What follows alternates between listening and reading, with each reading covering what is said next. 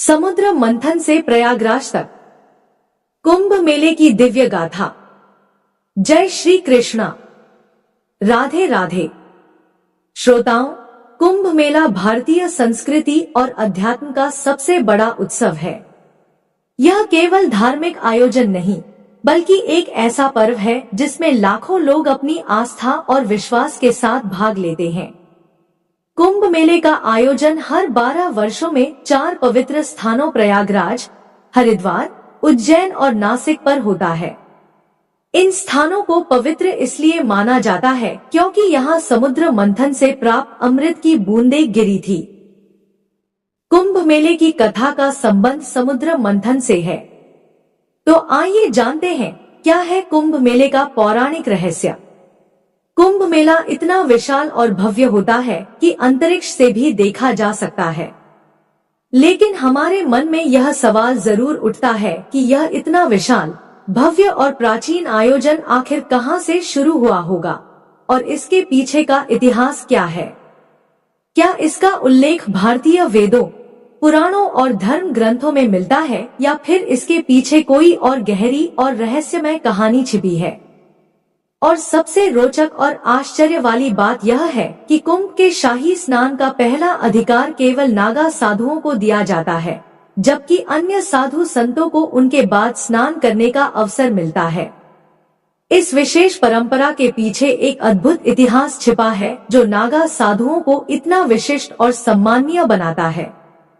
महाकुंभ का आयोजन प्रयागराज के त्रिवेणी संगम पर होता है, जहां गंगा, यमुना और सरस्वती नदियों का संगम माना जाता है। लेकिन यहाँ केवल गंगा और यमुना ही दिखाई देती हैं। आखिर सरस्वती नदी क्यों नहीं दिखाई देती? तो क्या कलयुग में सरस्वती नदी अदृश्य हो गई? यह केवल एक धार्मिक मान्यता है या इसके पीछे कोई गहरा धार्मिक रहस्य या वैज्ञानिक रहस्य छिपा हुआ है? और प्रयागराज में स्थित अक्षवृत से अमर वृक्ष माना जाता है, जो सृष्टि के विकास और प्रलय का साक्षी रहा है। इसके पीछे का इतिहास और महत्व क्या है? 2025 के महाकुंभ में भारत के 13 प्रमुख अखाड़े हिस्सा लेने वाले हैं। अखाड़ों का इतिहास और उनका महत्व क्या है? इन सभी सवालों का जवाब और महाकुंभ के अनसुने रहस्यों को जानने के लिए हमारे साथ अंत तक जुड़े रहिए, क्योंकि यह केवल एक मेला नहीं, बल्कि आस्था, विश्वास और संस्कृति का संगम है। प्राचीन ग्रंथों में कुंभ मेले का स्पष्ट उल्लेख नहीं मिलता, फिर भी इसे भारत का सबसे बड़ा तीर्थ माना जाता है। यही नहीं, इसे यूनेस्को ने मानवता की सांस्कृतिक विरासत की सूची में भी शामिल किया है, जो इसकी ऐतिहासिक और सांस्कृतिक महत्व को दर्शाता है। कुंभ संस्कृत का ऐसा शब्द है जिसका अर्थ होता है कलश या घड़ा। लेकिन अब सवाल यह उठता है कि अगर कुंभ केवल पानी का घड़ा है तो यह इतना बड़ा और विश्व विख्यात त्योहार कैसे बन गया? श्रोताओं, इस वीडियो में हम आपको महाकुंभ के आरंभ से लेकर अभी तक की पूरी यात्रा के बारे में बताएंगे। कुंभ मेले के इतिहास को समझने के लिए हमें 2 प्रमुख पौराणिक कथाओं को जानना होगा जो इस पर्व की गहराई और महत्व को उजागर करती हैं। तो श्रोताओं, आइए सुनते हैं महाकुंभ मेले की पहली कथा।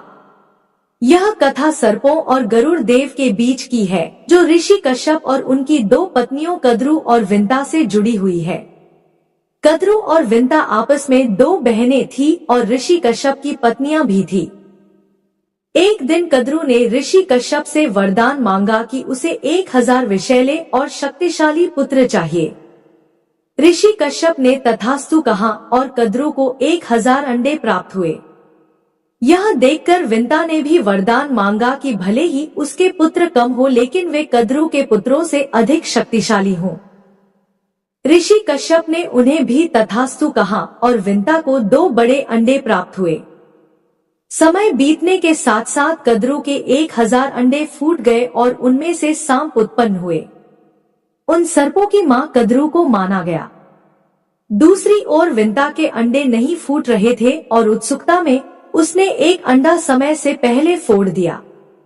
उसमें से एक अधूरा जीव उत्पन्न हुआ, जिसका शरीर कमर तक ही विकसित हुआ था। वह जीव गुस्से में बोला, माँ, आपने मेरे साथ यह अन्याय किया है, लेकिन कृपया आप दूसरे अंडे के साथ ऐसा मत कीजिएगा। वह जीव उड़ गया और उसका नाम अरुण रखा गया। आगे चलकर वह सूर्यदेव का सारथी बना। एक दिन कद्रू और विंता ने सूर्यदेव के सफेद घोड़े को देखकर शर्त लगाई। विंता ने कहा कि यह घोड़ा पूरी तरह सफेद है, जबकि कद्रू ने कहा कि उसकी पूंछ काली है। यह शर्त उनकी प्रतिष्ठा पर आ गई और तय हुआ कि जो भी हार जाएगा उसे दासी बनना पड़ेगा। कद्रू ने अपने नाग पुत्रों से कहा कि वे सूक्ष्म रूप धारण कर घोड़े की पूंछ से चिपक जाएं, ताकि वह काली दिखाई दे। नागों ने ऐसा ही किया और कद्रू शर्त जीत गई। विंता को हार मानकर दासी बनना पड़ा। कुछ समय बाद विंता के दूसरे अंडे से एक शक्तिशाली जीव निकला, जिसका चेहरा गरुड़ पक्षी जैसा था और शरीर मनुष्य जैसा था। उसका नाम गरुड़ रखा गया। जब गरुड़ ने देखा कि उसकी माँ विंता कद्रू और उनके 1000 सर्प पुत्रों की दासी बन चुकी है, तो उसने अपनी माँ को मुक्त कराने का संकल्प लिया। गरुड़ ने सर्पों से विंता को मुक्त कराने का उपाय पूछा, तो सर्पों ने कहा, अगर तुम वैकुंठ से अमृत कलश लाकर हमें दे दो तो हम तुम्हारी माँ को मुक्त कर देंगे। गरुड़ ने यह शर्त मान ली। वैकुंठ धाम पहुंचकर गरुड़ ने अमृत कलश प्राप्त किया। देवताओं ने उन्हें रोकने की कोशिश की, लेकिन गरुड़ अपनी अद्वितीय शक्ति के बल पर सफल रहे। विष्णु जी ने गरुड़ को रोका और उनसे पूछा, तुम इस कलश को क्यों ले जा रहे हो जबकि इसे खुद ग्रहण नहीं कर रहे? गरुड़ ने अपनी माँ को मुक्त कराने की व्यथा सुनाई। विष्णु जी ने गरुड़ से कहा, अगर मैं तुम्हें यह कलश ले जाने दूं, तो तुम हमेशा के लिए मेरे वाहन बनोगे। गरुड़ ने इस शर्त को स्वीकार कर लिया। गरुड़ ने अमृत कलश सर्पों के पास पहुंचाया, लेकिन विष्णु जी ने अपनी मायावी शक्ति से अमृत कलश को वहां से गायब कर दिया। गरुड़ ने अपनी माँ को दास्ता से मुक्त कराया। इस यात्रा के दौरान गरुड़ पर इंद्र ने कई बार हमला किया, लेकिन वे असफल रहे। अमृत कलश से अमृत की कुछ बूंदें हरिद्वार, प्रयागराज, उज्जैन और नासिक पर गिरी। यही कारण है कि इन 4 पवित्र स्थलों पर कुंभ मेले का आयोजन होता है। महाकुंभ से जुड़ी सबसे लोकप्रिय दूसरी कथा है समुद्र मंथन की, जिसे देवताओं और असुरों के बीच हुआ एक महान प्रयास माना जाता है। 2 विष्णु पुराण के अनुसार एक बार दुर्वासा ऋषि ने एक दिव्य माला बनाई और इसे देवराज इंद्र को भेंट किया। लेकिन इंद्र अपने अहंकार में डूबे हुए थे और उन्होंने उस माला को अपने रावत हाथी के मस्तक पर रख दिया। रावत ने वह माला जमीन पर गिरा दी और अपने पैरों से कुचल डाला। महर्षि दुर्वासा ने इसे अपना अपमान समझा और क्रोधित होकर इंद्र को शाप दे दिया कि उनका वैभव नष्ट हो जाएगा और सभी देवता अपनी शक्तियों को खो देंगे। इस शाप के बाद देवता कमजोर हो गए और असुरों से पराजित हो गए। अपने वैभव और शक्तियों को पुनः प्राप्त करने के लिए ब्रह्मा जी ने देवताओं को सुझाव दिया कि वे असुरों के साथ मिलकर समुद्र मंथन करें। इस मंथन से अमृत निकलेगा, जिसे ग्रहण कर वे अमर हो जाएंगे। यह बात जब देवताओं ने असुरों के राजा बलि को बताई, तो वे भी समुद्र मंथन के लिए तैयार हो गए। वासुकी नाग की नीति बनाई गई और मंदराचल पर्वत की सहायता से सावन के महीने में ही समुद्र मंथन किया गया। अमृत का कुंभ यानी कलश मिलते ही असुरों और देवों में युद्ध हो गया। वामन पुराण के अनुसार आचार्य बृहस्पति ने इंद्र के पुत्र जयंत को संकेत दिया कि वह अमृत कुंभ लेकर भाग जाए। दैत्य अमृत कुंभ के लिए उसका पीछा 12 दिन तक करते रहे, जो कि 12 वर्षों के बराबर था, क्योंकि उस समय पृथ्वी का 1 वर्ष देवताओं के 1 दिन के बराबर था। युद्ध के समय अमृत कुंभ से त्रिलोक के 12 स्थानों पर अमृत की बूंदें गिरी। इनमें से 8 स्थान देवलोक में और 4 स्थान पृथ्वी लोक पर स्थित हैं, हरिद्वार, प्रयागराज, उज्जैन और नासिक। यही वह पवित्र स्थान है जहां अमृत की बूंदों के कारण कुंभ मेले का आयोजन शुरू हुआ। लेकिन कहानी का सबसे महत्वपूर्ण हिस्सा, जिसे जानना आपके लिए बेहद जरूरी है, अभी बाकी है। श्रीमद् भागवत पुराण के अनुसार कुंभ का जो विवरण है उसके अनुसार सागर से समुद्र मंथन में 14 रत्न निकले थे, जिनमें सबसे पहले हलाहल या कालकूट विष निकला था। इस विष की ज्वाला इतनी तीव्र थी कि सभी देवता और दानव इससे जलने लगे थे। तब भगवान शिव ने देवता, दानव और समस्त सृष्टि की रक्षा के लिए विष को खुद पी लिया था। विष की तीव्र जलन के कारण शिवजी का कंठ नीला पड़ गया था, इसलिए शिवजी का एक नाम नीलकंठ पड़ गया। विष की ज्वाला को कम करने के लिए सभी देवताओं और दानवों ने शिवजी को शीतल जल चढ़ाया। इसके बाद उनके शरीर का ताप और जलन कम हुआ। यही कारण है कि सावन में शिवजी का जलाभिषेक किया जाता है।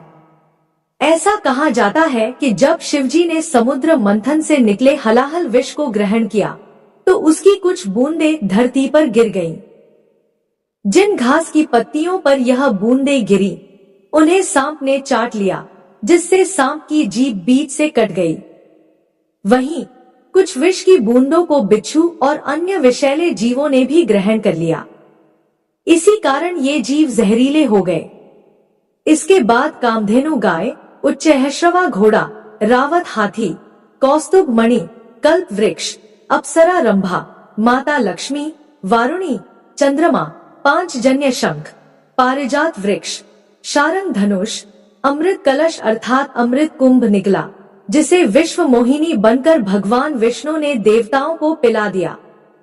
इसकी बूंदें हरिद्वार की गंगा नदी, प्रयागराज के त्रिवेणी संगम, गंगा, यमुना और सरस्वती, उज्जैन की क्षिप्रा नदी और नासिक की गोदावरी नदी में गिरी।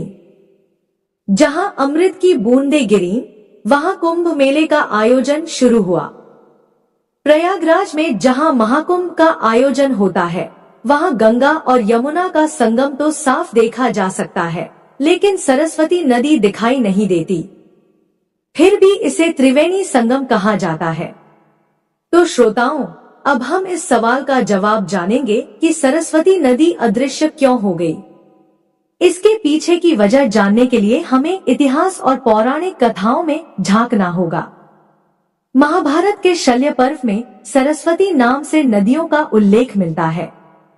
श्रीमद् भागवत पुराण में सरस्वती नदी के प्रवाह और उसके स्थानांतरण की एक रोचक कथा का वर्णन है। पुराणों के अनुसार प्राचीन काल में सरस्वती नदी स्वर्ण भूमि में बहा करती थी। कालांतर में इस भूमि का नाम स्वर्ण राष्ट्र हो गया और धीरे धीरे यह सौराष्ट्र कहलाने लगा। उस समय सौराष्ट्र का क्षेत्र प्राचीन मारवाड़ तक फैला हुआ था और सरस्वती नदी इसी भूमि से प्रवाहित होती थी। यहाँ नित्य सरस्वती की पूजा और अर्चना होती थी, लेकिन समय के साथ इस प्रदेश के लोग यवनों के संपर्क में आ गए और उनके आचार विचार को अपनाने लगे। इससे दुखी होकर सरस्वती जी ने ब्रह्मा जी से अनुमति मांगी और मारवाड़ एवं सौराष्ट्र छोड़कर प्रयाग में आकर वास करने लगी। कहा जाता है कि सरस्वती के यहाँ से चले जाने के बाद यह समृद्ध भूमि धीरे धीरे मरुस्थल में बदल गई और यही मरुस्थल आज राजस्थान के नाम से जाना जाता है। हाल ही में जैसलमेर जिले के मोहनगढ़ में बोरवेल की खुदाई के दौरान अचानक पानी का सैलाब बाहर निकल आया। पानी का प्रेशर इतना ज्यादा था कि लोग इसे देखकर अचंभित रह गए। अब इस घटना को लेकर चर्चा तेज हो गई है कि क्या यह प्राचीन सरस्वती नदी का पानी है, क्योंकि इतिहास के अनुसार सरस्वती नदी जो लुप्त हो गई थी उसका रूट यहीं से होकर गुजरता था। ऋग्वेद में सरस्वती नदी को अन्वक्वती के रूप में वर्णित किया गया है। इसे समृद्धि और जल की देवी के रूप में पूजा जाता था। ऋग्वेद में बताया गया है कि सरस्वती नदी यमुना के पूर्व और सतलुज के पश्चिम में प्रवाहित होती थी। महाभारत में इस नदी को कई नामों से जाना गया है।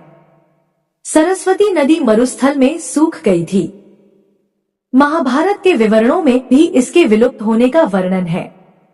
यही वह नदी थी जिसके किनारे ब्रह्मावर्त और कुरुक्षेत्र जैसे प्राचीन स्थल बसे हुए थे। महाभारत में यह भी उल्लेख मिलता है कि बलराम ने द्वारका से मथुरा तक की यात्रा सरस्वती नदी के माध्यम से की थी। इसके अलावा यादवों के पार्थिव अवशेषों को इसी नदी में प्रवाहित किया गया था। इन विवरणों से यह स्पष्ट होता है कि सरस्वती एक विशाल और महत्वपूर्ण नदी थी, जो न केवल धार्मिक और सांस्कृतिक महत्व रखती थी, बल्कि यातायात और परिवहन के लिए भी उपयोगी थी। वैदिक काल में एक और नदी का उल्लेख मिलता है, जिसे दृषद्वती कहा जाता था। यह सरस्वती नदी की सहायक नदी थी और हरियाणा से होकर बहती थी। समय के साथ जब भीषण भूकंप और हरियाणा तथा राजस्थान की धरती के नीचे से पहाड़ ऊपर उठे, तो नदियों का बहाव बदल गया और दृषद्वती नदी ने अपनी दिशा बदल ली। आज इसे यमुना नदी के नाम से जाना जाता है। यह सरस्वती नदी के साथ मिलकर बहने लगी और इसी कारण प्रयागराज में 3 नदियों के संगम को त्रिवेणी संगम कहा जाता है। महर्षि वेदव्यास ने इसे तीर्थराज प्रयाग का नाम दिया, जो गंगा, यमुना और अदृश्य सरस्वती के संगम का पवित्र स्थल है। यह स्थान न केवल धार्मिक, बल्कि ऐतिहासिक और सांस्कृतिक दृष्टि से भी अद्वितीय है। प्राचीन ग्रंथों में कुंभ का अर्थ केवल एक साधारण कलश है, लेकिन यही साधारण शब्द दुनिया का सबसे बड़ा धर्म और संस्कृति का अमर प्रतीक बन गया। दरअसल कुंभ मेले का उल्लेख वैदिक ग्रंथों, सूत्र साहित्य, महाकाव्य, पुराण ग्रंथों, स्मृतियों या धर्मशास्त्रों में नहीं मिलता है। ऐतिहासिक किताबों में इसे माघ मेला या प्रयाग स्नान के नाम से जाना जाता है। कुंभ मेले में शाही स्नान का विशेष महत्व है। कुंभ मेला 2025 न केवल एक धार्मिक आयोजन है, बल्कि यह आस्था, एकता और भारतीय संस्कृति का सबसे बड़ा पर्व है। यह हमें समुद्र मंथन की कथा से प्रेरणा लेकर संघर्ष और धैर्य का संदेश देता है। अगर आप आध्यात्मिकता की तलाश में हैं या भारतीय संस्कृति की गहराइयों को समझना चाहते हैं, तो कुंभ मेला 2025 में भाग लेना एक अद्भुत अनुभव होगा। जय श्री राम। आशा करती हूँ कि आपको कहानी पसंद आई होगी। कहानी पसंद आए तो चैनल को सब्सक्राइब करें और वीडियो को लाइक और शेयर करें। जय श्री कृष्णा। राधे राधे। आपका दिन शुभ और मंगलमय हो।